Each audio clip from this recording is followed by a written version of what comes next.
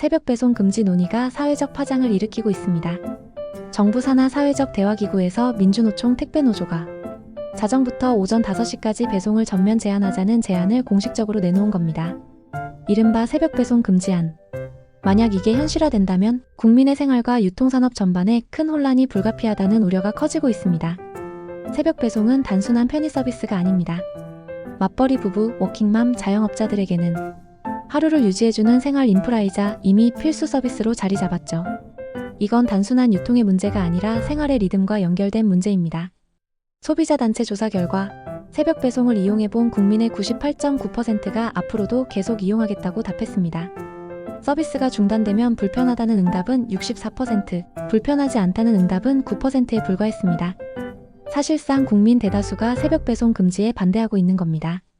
업계도 반발하고 있습니다. 쿠팡, 쓱닷컴, 컬리, 오아시스 등 주요 플랫폼들은 이미 물류망 자체를 새벽 배송 중심으로 설계해왔습니다. 이 제안이 행정지침이나 법으로 이어진다면 유통망 재조정, 물류 마비, 인력 감축 같은 대혼란이 예상됩니다. 게다가 새벽 배송이 줄면 낮 시간대의 교통 혼잡도 훨씬 심해질 수 있습니다. 택배 차량들은 짧은 거리마다 차를 멈췄다가 다시 이동하는 과정을 수백 번씩 반복해야 하거든요. 이게 겹치면 도심 도로는 거의 움직이지 않는 정체 구간이 될 겁니다. 결국 소비자 불편만이 아니라 사회 전체의 시간 손실로 이어지는 거죠.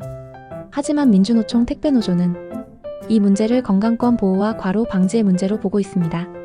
물론 야간 노동의 피로도와 사고 위험은 분명 존재합니다.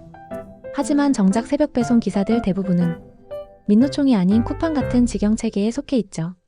그래서 이번 제안이 단순히 건강권을 위한 게 아니라 시장 판도를 바꾸려는 조직적 전략이라는 분석도 나옵니다. 실제로 새벽 배송을 선호하는 기사들도 많습니다.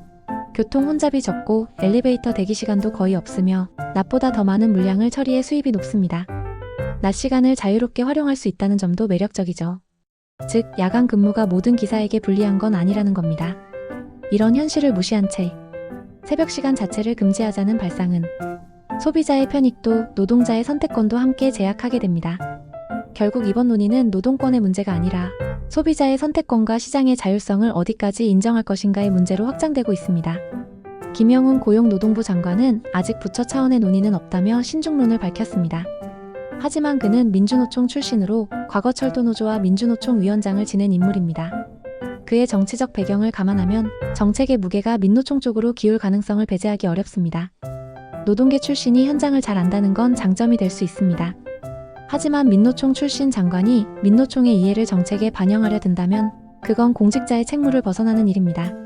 장관은 특정 세력의 대표가 아니라 국민 전체의 대표이기 때문입니다. 정책의 본질은 단순합니다. 국민이 불편하지 않게, 시장이 왜곡되지 않게 만드는 것. 그 균형을 잃는 순간 법은 국민을 위한 도구가 아니라 이익 세력의 무기로 변하게 됩니다. 새벽 배송 논의는 지금 그 경계 위에 서 있습니다. 노동자의 건강권은 지켜야 하지만 소비자의 편의와 시장의 자유도 함께 보호해야 합니다. 정부가 이번 논의를 어떻게 정리하느냐에 따라 정책의 신뢰, 나아가 국민의 신뢰가 갈리게 될 겁니다.